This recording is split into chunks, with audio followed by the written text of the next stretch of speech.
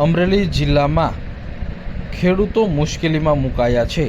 સતત 7 દિવસથી સતત કમોસમી વરસાદ પડતા ઉનાળુ પાક 100% નિષ્ફળ ગયો છે।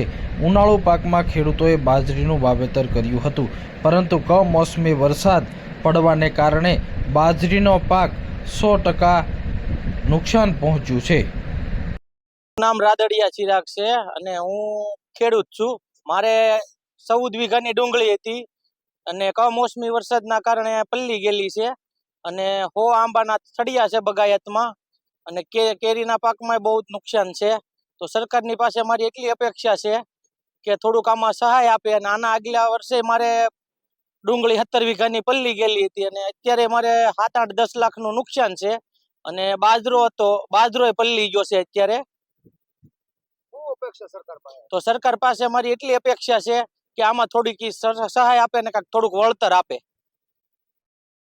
અમરેલી જિલ્લામાં સતત 7 દિવસથી કમોસમી વરસાદ પડી રહ્યો છે। ધગધગતા ઉનાળાના તાપ વચ્ચે અચાનક 7 દિવસથી વરસાદ પડી રહ્યો છે।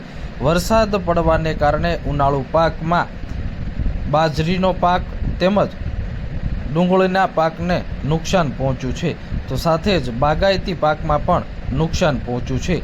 ખેડૂતને 8 થી 10 લાખ રૂપિયા સુધીનું નુકસાન પહોંચ્યું છે।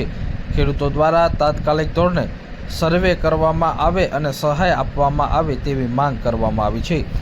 આગામી 1 મહિનાની અંદર ચોમાસાની ખેતીની શરૂઆત કરવાની હોય, કાપણી કરવાની હોય, જેને લઈને ખેડૂત તાત્કાલિક સહાય ખેડૂતોને ચૂકવવામાં આવે તેવી પણ માંગ કરવામાં આવી છે।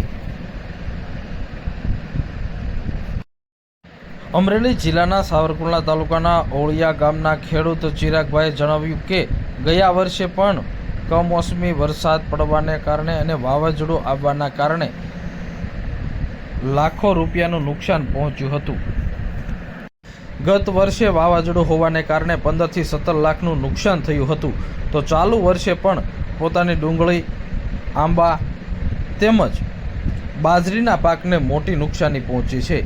તાત્કાલિક ધોરણે સર્વે કરવામાં આવે। અમરેલી જિલ્લામાં મોટા પ્રમાણમાં પાક નુકસાની થઈ છે, જેનો સર્વે કરવામાં આવે અને તાત્કાલિક ધોરણે ખેડૂતોને સહાય ચૂકવવામાં આવે તેવી માંગ કરવામાં આવી છે।